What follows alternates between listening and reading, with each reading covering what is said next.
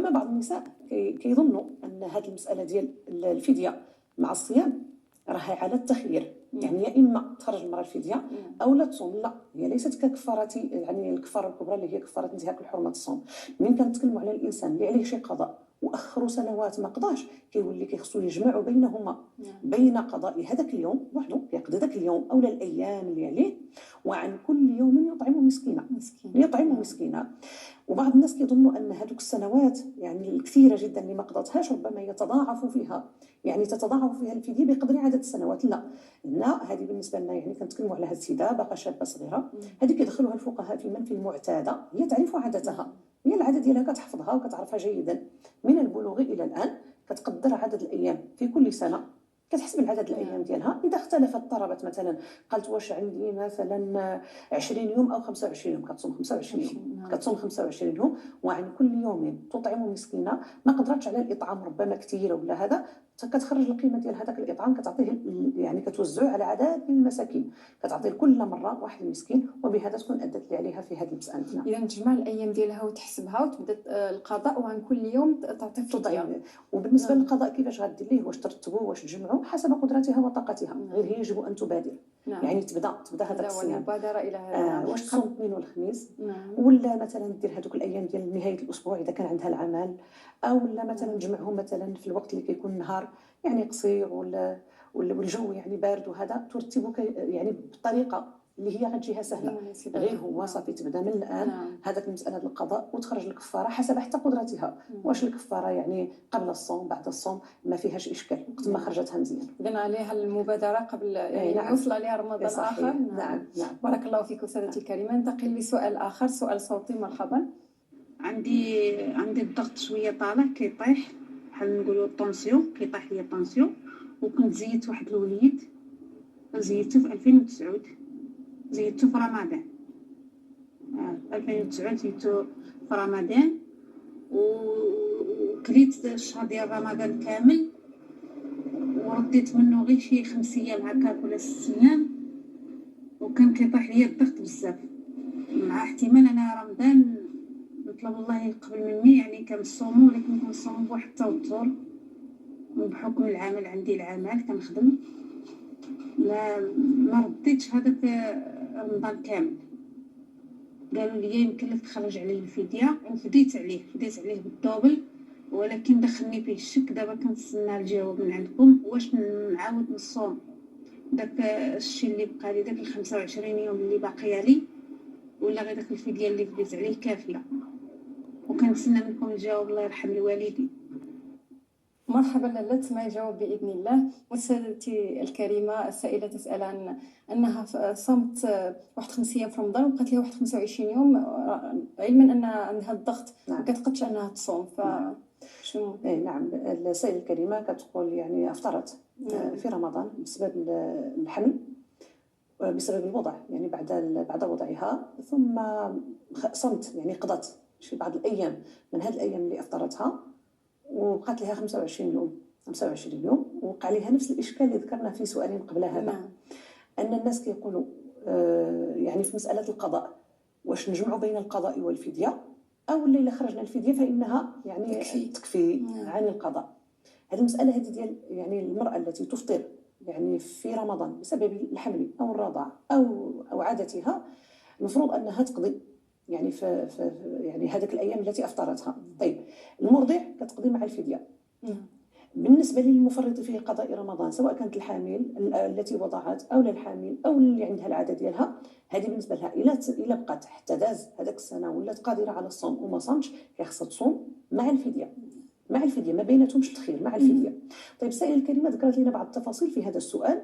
قالت السائله الكريمه هي الحمد لله كتصوم رمضان مع شيء من المشقه، كتقول عندها شي حاجه ديال الضغط، ولكن رمضان الفرض ديالها كتصوم هكذا. فربما هذا يعني هذه المشقه التي تحدث لها مع صوم رمضان، ظنت انها اذا خرجت الفديه صافي ما بقاش عليها القضاء ديال هذوك الايام التي افطرتها. طيب بالنسبه للسائله الكريمه، ما دامت كتصوم رمضان يعني قادره عليه، وراه الصوم كله مشقه. اول حاجه كيخصها تمشي عند الطبيب ديالها اللي هو يعني عنده اختصاص في هذه الاحوال ديالها اللي كتجيها ديال الضغط، وتشوف شي دواء الذي يعينها باش تحافظ على الصحه ديالها من جهه، ويعينها على الصوم هكذا. وقالت انا عندي العمل وعندي الخدمه، هذوك الايام دوك 25 يوم اللي باقي عندها ديال القضاء كيخصها تقضيهم وترتبهم بحيث الايام اللي ما عندهاش العمل، او الايام اللي هي مرتاحه، او الايام اللي اليوم قصير. احيانا كيكون اليوم قصير وسدا يعني يتسحر الانسان كانه افطر مبكرا، ما كيجي الوقت ديال العوده ديال الناس الى البيوت حتى كيكون المغرب قد جا الوقت ديالو. فهذا يوم يعني بسيط ويسير فيه الصيام جدا. فما دامت قادره على الصوم في رمضان يجب عليها انها تقضي هذوك الايام اللي عليها، هذاك 25 يوم اللي عليها، باش تخفف عليها هذاك المشقه ديال الصوم مع المرض والتعب والعمل. وجب عليها زياره الطبيب باش يعاونها ربما بالادويه، يعني سواء التي تتعلق بحالاتها الصحيه او الادويه التي تعينها يعني هكذا على الصوم. لو ما كانتش قادره على صوم رمضان سيسقط عنها هذاك الصوم. لو كانت ما بقاتش كتصوم رمضان صافي لمرض يحول بينها وبين الصوم، يعني كاين شي بعض الامراض اللي الانسان كيمشي عند الطبيب كيقول له صافي ما باقيش غتصوم من الان فصاعدا، كيكون حتى هذاك القضاء اللي كان عليه حتى هو يسقط عنه ما دام سقط الفرض. لأن الطبيب أستاذتي الكريمة هو اللي كيحدد لها واش يمكن لها أنها تصوم ولا ما. صحيح. ولكن ثبت أستاذ بالتجربة والعدد الآن أنها كتصوم رمضان. فيه مشقة فيه التعب، ولكن هذا لا يسقط عنها هذاك الأيام اللي عليها ديال القضاء. فتفرقهم، تصومهم الأيام اللي هي مرتاحة، ومع هذا تحرص على زيارة الطبيب باش تحافظ على الصحة ديالها إن شاء الله. إذن هي عليها القضاء ما عليهش الفدية. الفدية راه خرجتها. إذا كانت أخرت هذاك القضاء الفدية خرجتها، وكتقول خرجتها بالزيادة، وهذا يعني من الأجر والخير. ولكن هذوك الأيام التي أفطرتها وجب عليها أنها تقضيها، يجب أنها تقضيها إن شاء الله. وجب عليها القضاء. بارك الله فيك أستاذة كريمة. ننتقل لسؤال آخر. كلثوم من خنيفرة تقول: أنا سيدة مطلقة أرادني رجل للزواج فتزوجت به دون عقد موثق، فهل زواجي معه صحيح شرعا؟ نعم.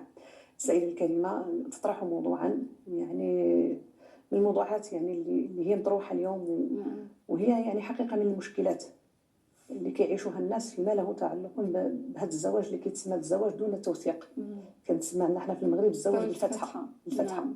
السيدة الكريمة كتكون ربما هي مطلقة وتوجد في شي راجل دون توثيق عقد الزواج. طيب كتسول على الحلال والحرام، وهذا قبل ما نجاوب السائلة الكريمة على الحكم الشرعي. هذه المسألة مسألة الزواج دون توثيق، الإنسان يتزوج دون أن يوثق عقد الزواج. تكلموا الفقهاء في هذه المسألة في مسألة توثيق العقود بصفة عامة، كما جاء في يعني آية الدين من سورة البقرة، قول ربنا تبارك وتعالى: يا أيها الذين آمنوا إذا تداينتم بدين إلى أجل مسمى فاكتبوه. هكذا. هذا بطبيعة الحال خاص بالمداينة وعام في كل العقود، جميع العقود كيف ما بغات تكون.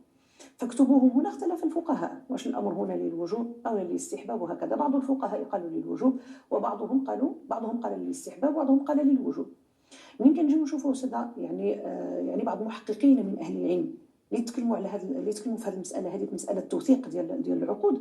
حتى ولو كان الفقهاء اختلفوا في الحكم، احنا عندما ننظر الى يعني المقاصد ديال اي فعل، المقاصد زائد المآلات يعني ها هو الفعل كنديروه دابا. طيب هذاك الشيء اللي كيجي من بعد، هادو هما المآلات. هذاك الشيء اللي كيجي من بعد واش هو خير ومزيان وفي الصالح ديال الناس، سواء كانوا افرادا او لا في المجتمع او لا ماشي في المصلحه ديالهم.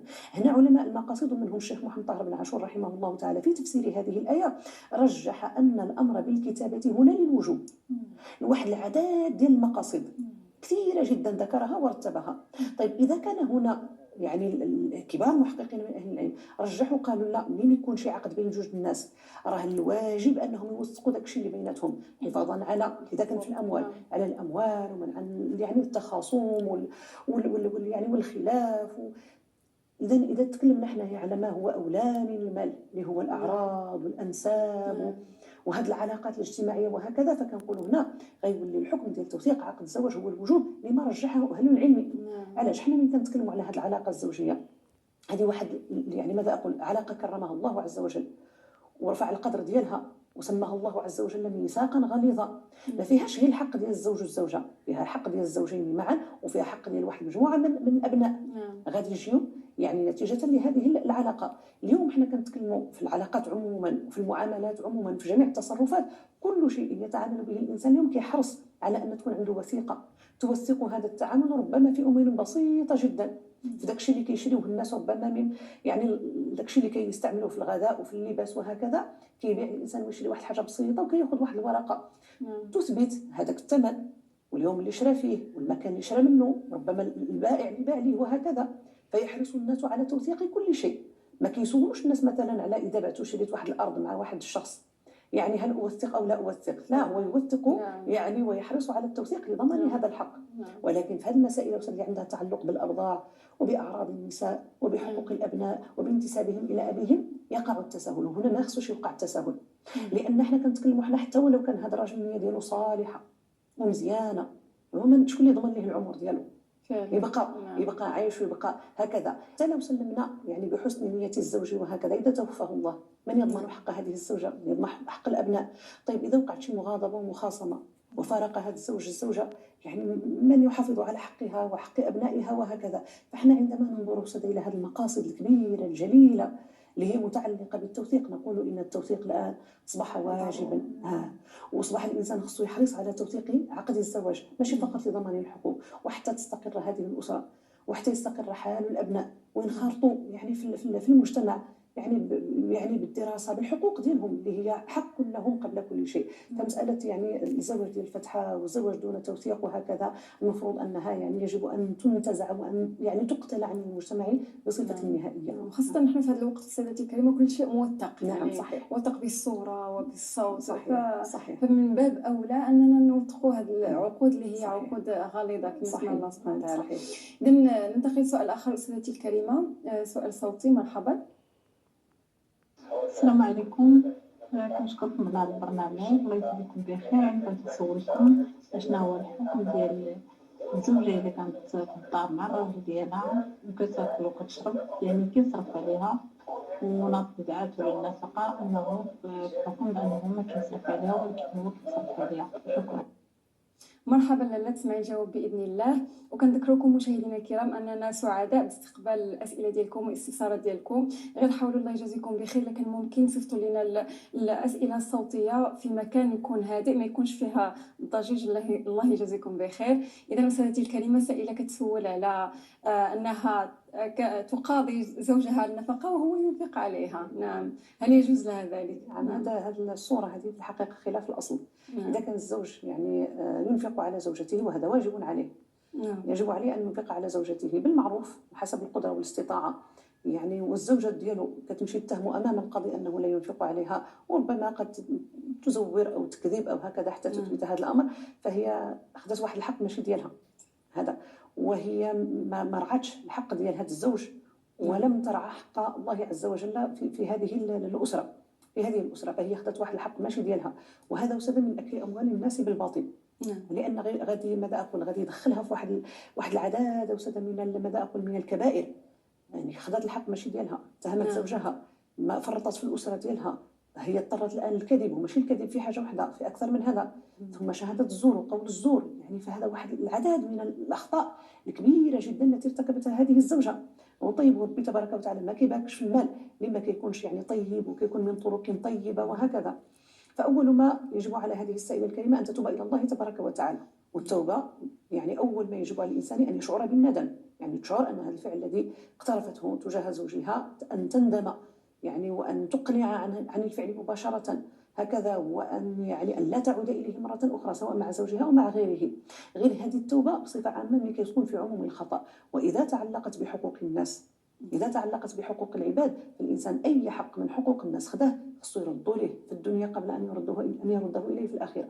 هذاك المال اللي خداته خصها تردو للزوج ديالها، سواء تعترف ليه أو تعتذر ليه أو لا تردو ليه إذا خافت مثلا أن لا يسامحها ولا يغلظ عليه في القول هكذا بطريقة غير مباشرة، توصل له ذيك المال تقول له نسيتي هذا المال في الدار ولا شي حاجة، تعطيه هذاك المال ديالها حتى تبرأ ذمتها من حقوق هذا الزوج، لأن أصعب شيء يعني هو حقوق ديال العباد اللي بيننا وبين الله عز وجل، يعني كيغفر الله تبارك وتعالى بعدد ديال المكفرات.